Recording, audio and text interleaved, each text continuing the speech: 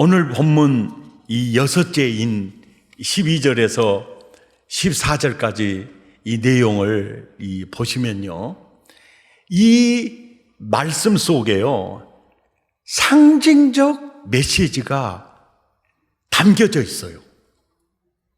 그래서 이 성경을 문자적으로 정말 예수님의 순화에 비춰볼 때 문자적으로 너무나 정확히 딱딱 들어맞았지 않습니까? 딱딱 들어맞았는데 이것을 문자적으로만 이 해석을 딱 맞으니까 하고 넘어가면 뭔가 시원치 않은 게 뭐였느냐면요, 보십시오.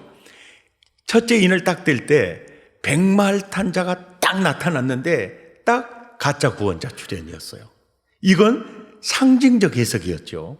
또 검은 말 타는 자가 딱 나오는데 이것은 기근이었어요. 붉은 말 탄 자가 탁 튀어나오는데 이것은 전쟁이었습니다. 그리고 청황색 말 타고 나오는 이게 바로 전염병과 괴질이었어요. 이미 이 인이 떼졌어요. 그죠? 그리고 다섯째 인은 낙원으로 이민간 그 순교자들이 시퍼렇게 살아있는 걸 보여줬어요. 그러니까 지금 현재는요, 다섯째 인까지는 이미 떼진 거예요. 여섯째 인만 아직 떼지지 않고 있는 거예요. 이게 역사적 메시지예요. 역사적으로 여섯째 인이 떼지면 이제 바로 새하늘과 새 땅, 새 예루살렘으로 여섯째 인이 딱 떼지면 바로 예수님 구름 타고 오시고 새하늘과 새 땅, 거룩한 성 예루살렘으로 들어가는 거예요. 그러니까 지금까지는 우리가 살고 있는 이때는 언제냐면 여섯째 인 앞에 있는 겁니다. 여섯째 인 앞에 있어요. 그러니까 여섯째 인 떼지기 전에 사는 사람들은 여섯째 인의 재앙과 아무 관계가 없다. 그러니까 모르고 살아도 돼. 이럴 수가 없는 이유가 이 문자적인 역사적 드라마의 계시를 통해서 그 시대를 사는 그들에게 이걸 봐 그러면서 상징적으로 주는 메시지가 있었다는 거죠. 그래서 상징적 해석이 필요하다는 겁니다. 예. 그리고 그런 메시지를 줄 때 그 당시에 어떤 의도로 그 메시지를 줬는가, 이걸 보면 오늘 사는 우리에게 이 역사적 사건이 오늘을 사는 나에게 주는 상징적 메시지가 뭔가를 발견할 수 있다는 거죠. 자, 이사야서 2장 12절을 보면은요, 교만한 자, 거만한 자, 자고한 자가 등장하죠. 13절에서 16절을 보면은 그들이 교만하고 거만하고 자고할 수 있었던 것은 모든 높은 산과 솟아오르는 언덕과 그 다음에 높은 망대와 견고한 성벽과 그리고 모든 그들이 만들었던 배와 그리고 아름다운 조각물에 여기 끝에 이마린이라는 말이 있죠. 이마린이. 그러니까 그들은 이런 것들 때문에 교만했고 거만했고 자고했어요. 그러니까 높은 산과 아름다운 조각물에 이제 하나님의 진노가 임하게 될 거다. 이것은 대표적으로 뭐냐면은 하나님이 교만, 거만, 자고에 대해서 심판한다는 내용이죠. 17절에도 보면 그날에 자고한 자는 결국 굴복돼 버린다는 거예요. 교만한 자는 결국 낮아진다는 거예요. 낮아진다. 그런데 아주 중요한 메시지가 뭐예요? 여호와께서 홀로 높임을 받으실 거다. 하나님만 교만한 자도 거만한 자도 자고한 자도 다 사라지는데 오직 영원한 존재는 하나님 한 분이더라. 그러면서 이제 한 걸음 더 나아가서 18절에 우상들이 있어요. 우상들. 그 우상들은 저 우상이 나에게 복을 주셔. 저 우상이 나를 지켜주셔. 나 저 우상 때문에 내가 이렇게 지금 잘 사는 거야. 저 우상이 나의 반석이요, 나의 요새고, 나의 복이야. 그렇게 사람들이 저마다 그 우상을 믿지 않습니까? 우상을 믿어요. 그런데 그 우상들은 온전히 없어질 것이라는 거예요. 온전히 없어질 거예요. 예. 그러니까 이 말씀 속에는 어떤 내용이 담겨져 있느냐면요, 우리가 물질을 우상 삼을 수가 있어요. 그래서 나 이 물질이 있으니까 내 노후는 걱정 없어. 이거는요, 이거 정말 위험한 생각이거든요. 그래서는 절대 안 된다는 말이 뭐냐면 온전히 없어질 것이다, 이 뜻이에요. 그러니까 네가 의지했던 거, 그리고 그것 때문에 네가 편안함을 느꼈던 거, 그거 절대 믿지 말라는 거예요. 왜? 온전히 없어지니까. 19절에 보면 이 19절의 내용이요, 사람들이 아멸과 토굴로 들어가서 여호와께서 땅을 진동시키려고 일어나실 때에 그의 위엄과 그의 강대하심의 영광을 피할 것이다. 이 내용이 계시록 6장 6째 인을 뗀 후에 세상의 만민들의 반응이 바로 아멸과 토굴에 숨어요. 그리고 여호와의 낯을 어떻게 하면 피할 수 있겠느냐, 그러면서 그들이 이렇게 외쳐요. 누가 저 하나님의 앞에 설 자가 누구냐. 그리고 다 도망가서 막 피해요. 그러니까 이사야서 2장 내용과 6째 인에 뗄 때의 내용이 거의 유사하다는 것이죠. 그런데 이사야서 2장은 바로 자고해져서도 안 된다, 거만해져서도 안 된다, 절대로 교만해서도 안 된다. 바로 하나님의 진노가 그들에게 임하면 모든 게 아름다운 조각물에도 재앙이 임할 것이고, 그리고 높은 산에도 임할 것이고, 결국은 하나님이 교만한 자를 굴복시키신다는 거예요. 깨뜨리신다는 거예요.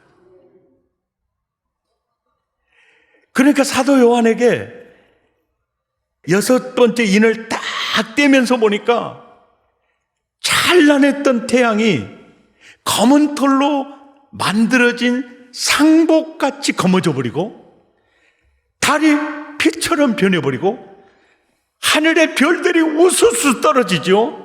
그리고 하늘은요, 두루마리 말려서 그냥 사라져버리고, 그렇게 끔찍하지 않은 든든했던 무등산, 지리산, 이거면 옮겨지기를 시작을 하는 거예요.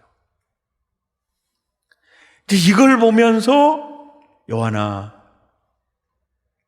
너를 괴롭히는 로마 제국이 태양처럼 느껴지지, 언젠가 검은 털로 만들어진 상복처럼 로마 검어질 때가 있어.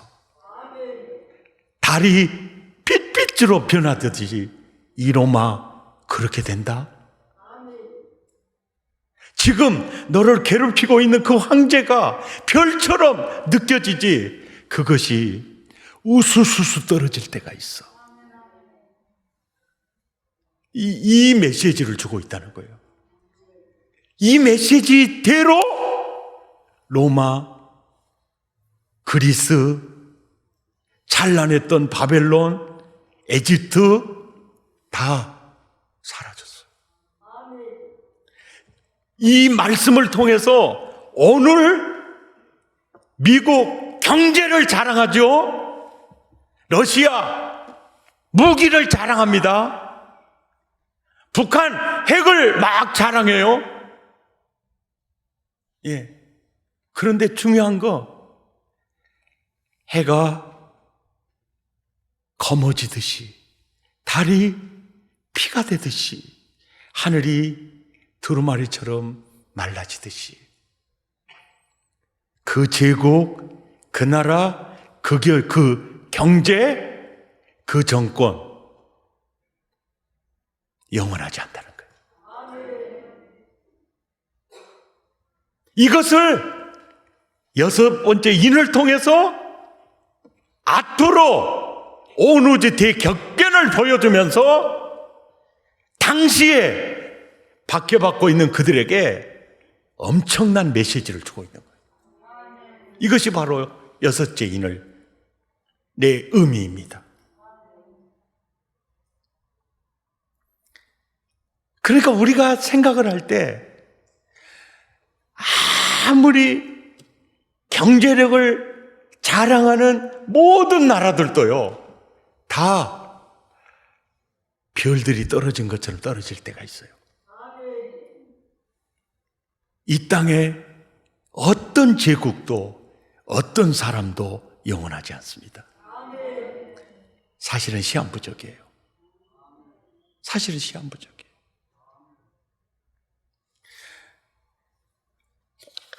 오늘날 많은 사람들의 마음속에는요, 특징 3가지가 있는데요, 그 중에 하나가 항상 불안하다는 거예요. 항상 불안해요.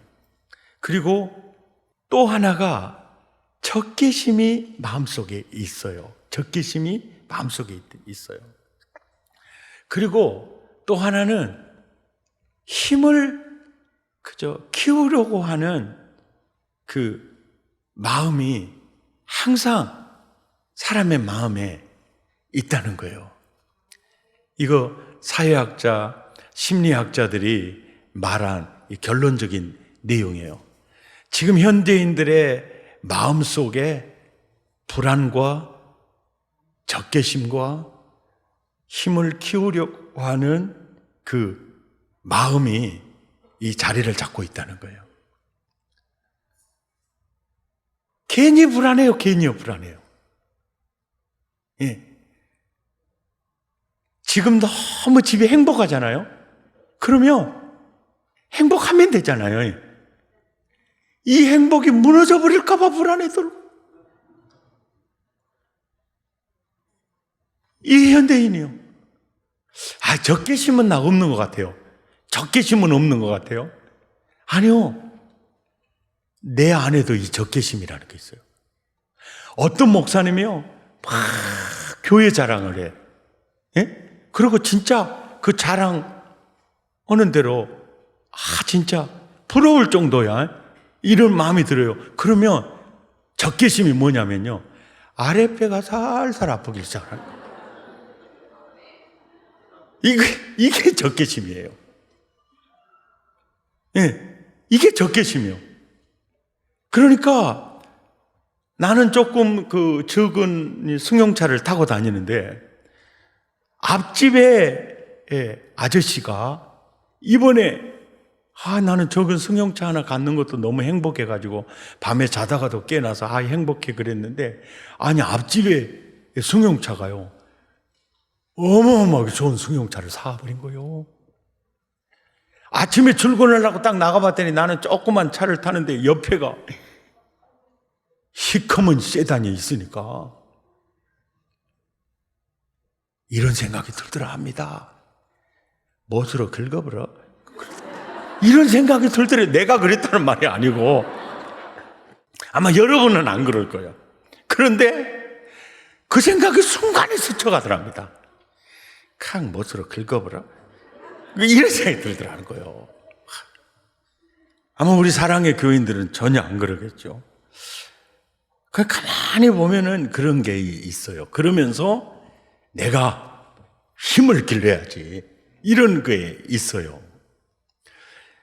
그러니까 상당히 사실은 피곤한 인생을 사는 거죠. 굉장히 피곤한 인생을 사는 거예요. 근데 이 세상의 모든 영화, 모든 권력, 모든 부, 이거는요, 항상 기억하셔야 될 게, 이 여섯째 인을 떼면서 주는 메시지가 뭐냐면, 별 떨어질 때가 분명히 있다는 거예요. 달 핏빛처럼 변할 때가 있다는 거예요.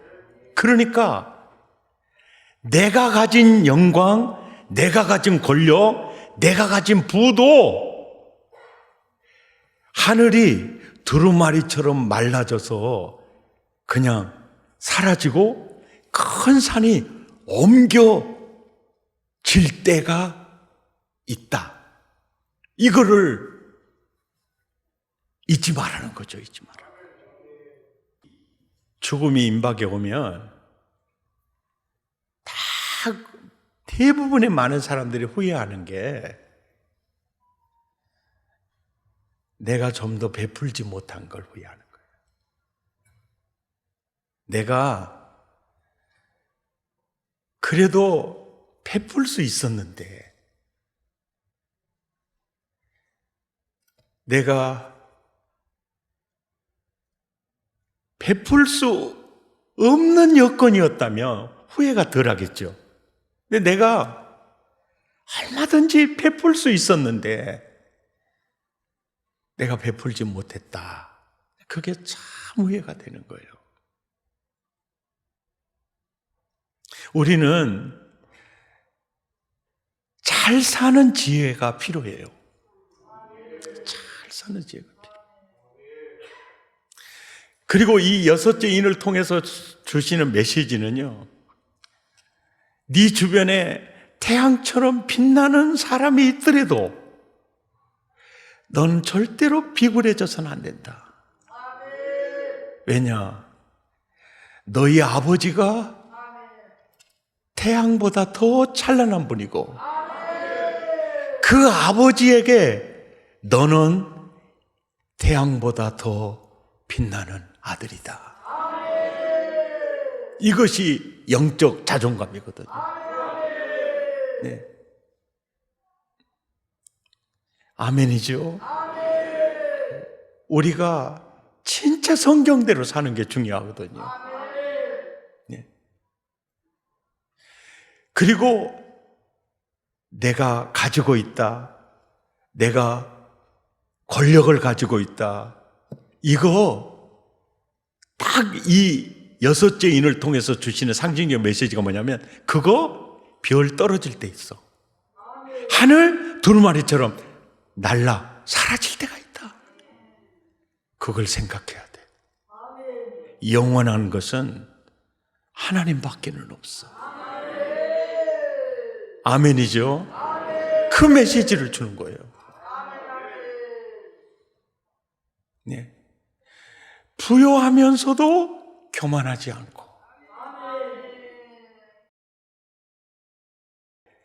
지금 내가 어떤 위치에 어떤 모습으로 있을지라도 나는 다른 사람보다 나아, 이런 자고함은 이건 엄청난 재앙입니다.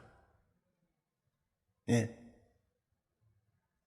내 스스로 나 이러면요, 그 자체가 정말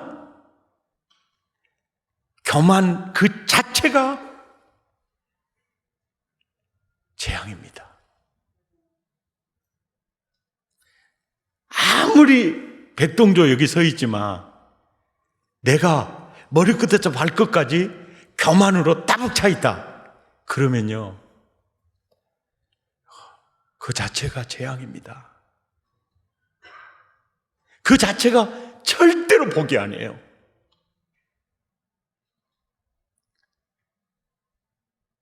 항상 너 별이냐? 떨어질 때가 있으니까 하나님만 바라봐. 주님만 의지해. 주님만 의지해. 다른 사람을 존중하며 사랑하면서 섬기면서 최고의 인생 살기를 원하죠. 나와 여러분 참 세상 살 때 그 사람의 가진 재산으로 그 사람 절대 평가하지 말고요. 그 사람의 세상적 지위를 보고 그 사람 절대 평가하지 말고요.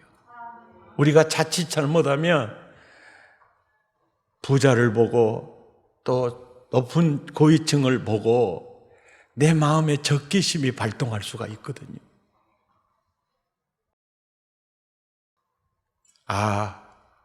저 별도 떨어질 때가 있다. 저 태양도 검어질 때가 있다. 그러니까 누구를 봐도 그 렌즈를 끼고 사람을 차별하지 마시고요. 저 사람도 하나님이 사랑하는 존중받아야 마땅한 사람이다.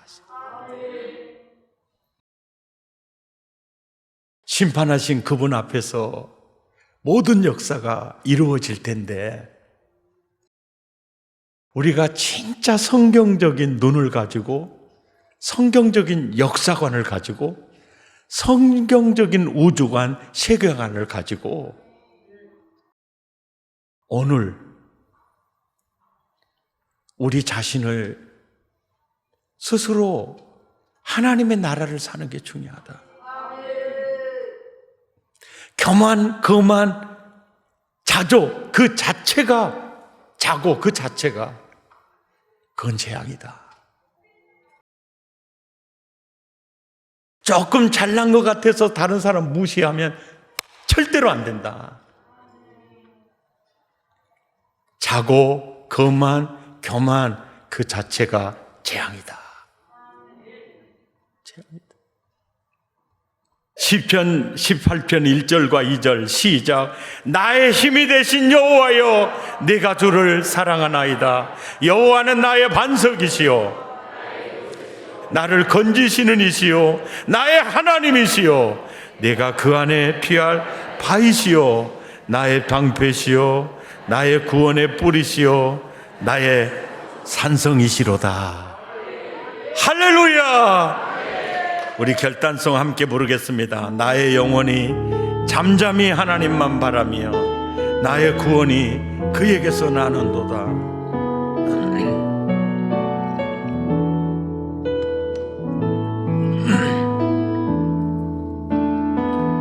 나의 영혼이 잠잠히